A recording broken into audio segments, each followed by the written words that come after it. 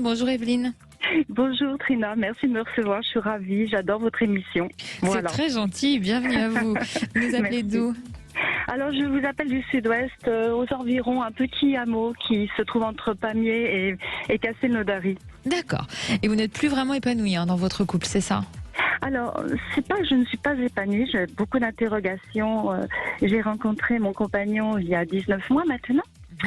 Et contre toute attente, parce que je sortais d'une relation avec un pervers narcissique qui se prenait pour un gourou du développement personnel. Et j'ai eu beaucoup de mal à m'en remettre. Ça n'a pas duré longtemps avec lui, 3 mois, pas plus. Et voilà, et contre toute attente, j'ai réussi quand même à me sortir de son emprise. Et 3 semaines après, je me rends complètement par hasard dans un concert en plein air sur une musique que je déteste puisqu'il s'agissait de musette. Mais je me suis dit bon, pourquoi pas, on va aller, il faut sortir, il faut se remuer. Et là, j'ai rencontré un homme qui était comme moi. On était complètement atypiques dans ce décor. Et puis ça a été vraiment un coup de foudre intellectuel. On s'est mis à parler et puis on a beaucoup parlé et puis on s'est rendu compte qu'on avait les mêmes goûts musicaux, qu'on connaissait les mêmes musiciens, etc.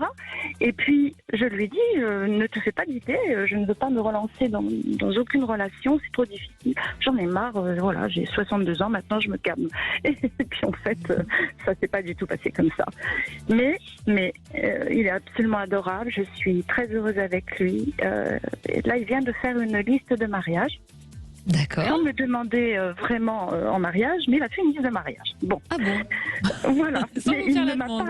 Voilà, sans faire de demande. Il m'a dit qui aimerais-tu inviter à notre mariage? Bon, j'écoute, je suis surprise, on se marie alors? Il me dit pourquoi pas? Bon, voilà.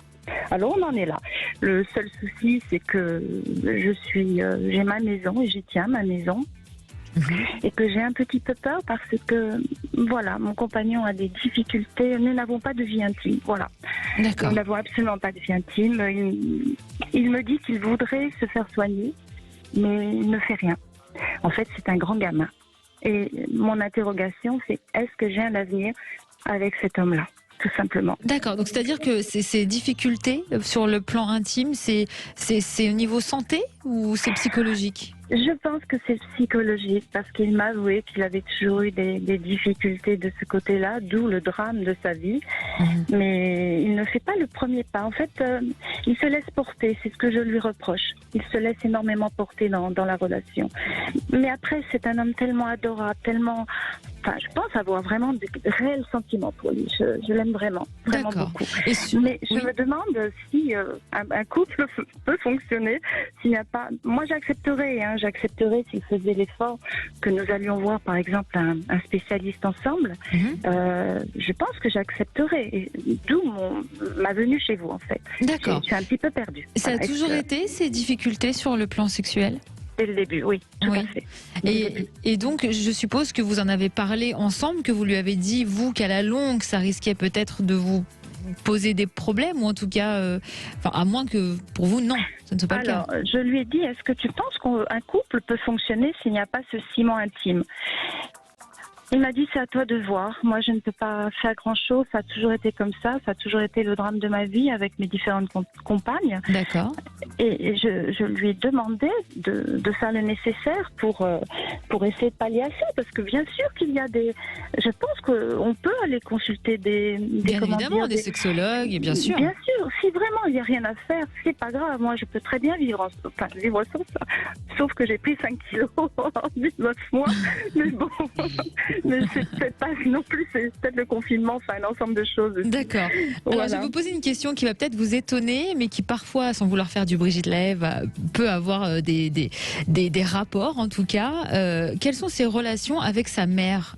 Il a des bonnes relations avec sa mère? Alors nous y voilà. Bon, il est resté avec sa mère jusqu'à l'âge de 35 ans.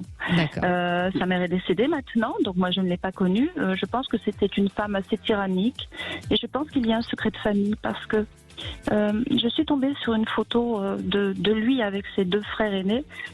et franchement, il n'y a aucune ressemblance.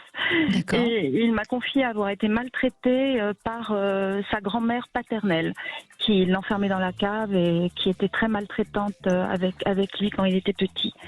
Voilà, donc sa mère, je pense, n'était pas quelqu'un de bienveillant avec lui. Je pense que ça devait être un enfant qui n'était pas désiré.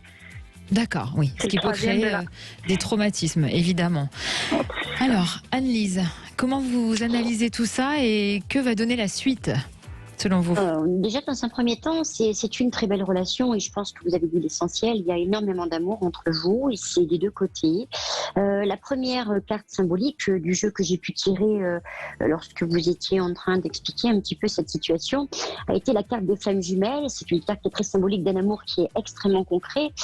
Vous l'avez dit d'ailleurs à 2 reprises lorsque vous avez évoqué cet homme en parlant de points communs, de choses qui sont quand même très fortes entre vous deux.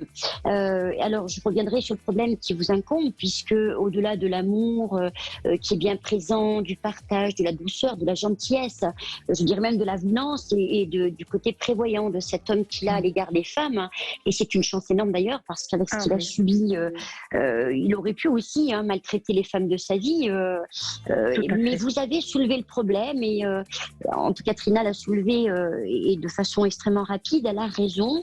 Ce qui est montré, ce qui m'a été vraiment donné en premier lieu, c'est le problème avec sa mère, mais pas que avec sa mère. Je pense qu'il y a un vrai problème dans cette famille, sur le plan féminin, de femmes qui sont assez tyranniques parfois, mais assez soumises par d'autres moments. Et cet homme a des problèmes, entre guillemets, sexuels.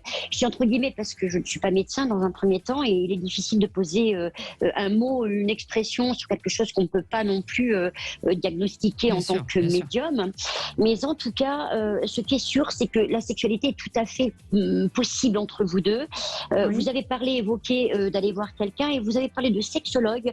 Alors, c'est mon humble avis de médium, c'est pas vers un sexologue que je vous préconiserai de vous tourner, mais plutôt vers un psychologue. Parce que je pense que le problème de votre ami n'est pas un problème métabolique, physique, et il est bien un problème psychologique, comme l'a relevé Trina tout à l'heure. Oui, je pense qu'il y a vraiment ce problème psychologique qui est lié aux relations avec la femme, dans sa splendeur, dans la grandeur de la femme. C'est un homme qui a très très peur d'être dominé, et il en arrive à la frustration sexuelle, c'est-à-dire où il n'arrive pas à s'exprimer par la sexualité, parce que premièrement, il a été maltraité par certaines femmes physiquement, mais surtout et surtout, il a été rabaissé par les femmes sur le plan de sa grandeur et de sa personnalité. Par ailleurs, c'est quand même un homme, il faut le savoir, qui est extrêmement sensible, qui a une sensibilité qui est très très très pointilleuse, très accrue, très profonde, qui finalement finit de prononcer cette problématique auquel il a été renvoyé toute sa vie, ou pratiquement en tout cas toute sa vie, puisque oui, je vous le confirme, pour moi ça a été vraiment le vrai problème toute sa vie, c'est la sexualité. Ce que je veux dire, et c'est important que vous le sachiez, et c'est pas un homme qui vous ment et qui vous dit bon, tu es la seule, tu n'es pas la seule.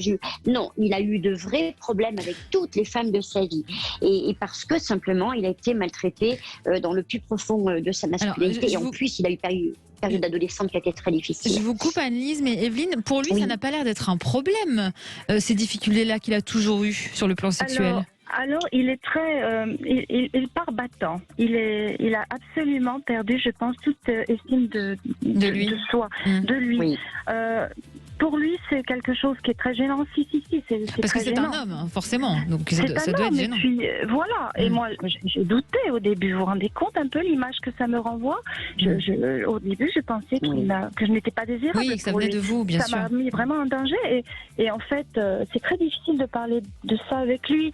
Très, très difficile. Mais je pense que effectivement, c'est complètement psychologique. C'est arrivé 2-3 fois où je ne sais pas pourquoi ça marchait. Mais donc selon vous, Anne-Lise, à l'avenir, ça ne devrait pas poser de soucis? Oui, non, alors je rebondis sur ce que vous avez dit, absolument. Il faut vraiment consulter, parce que c'est le problème, encore une fois, est vraiment d'ordre psychologique.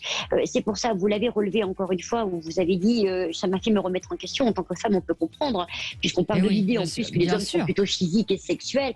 Quand un homme ne vient pas à vous, c'est extrêmement compliqué. Il n'y a pas de problème d'ordre sexuel, il n'y a pas de problème. Et ça, c'est important que vous le sachiez vis-à-vis de vous. Ne vous remettez pas en question. Au contraire, vous devez être forte et vous devez le séduire m'intéresse de plus en plus, mais surtout faire cette démarche d'aller voir quelqu'un, alors un psychologue, psychanalyste, mais en tout cas, il faut faire vraiment cette démarche qui est plutôt Est-ce qu'il y aura un mariage, selon vous, Anne-Lise? Oui, certaine, à 100%. Le mariage est là quand même. Je sens que vous avez, je sens que vous avez des doutes et c'est un peu normal, mais vous verrez que lorsque vous aurez des... En fait, je pense que c'est vraiment de faire cette première démarche, d'aller consulter quelqu'un ensemble et ensuite vous aurez vraiment les réponses à ces interrogations sans aucun problème. On espère que ça vous a aidé un petit peu. Complètement, Evelyne. parce que ce serait dommage quand même de laisser passer une si belle relation que je souhaite vraiment à tout le monde. Mais j'étais vraiment dans le doute. Merci beaucoup. Merci à vous, pour Evelyne. votre aide. Merci, à bientôt. Au revoir.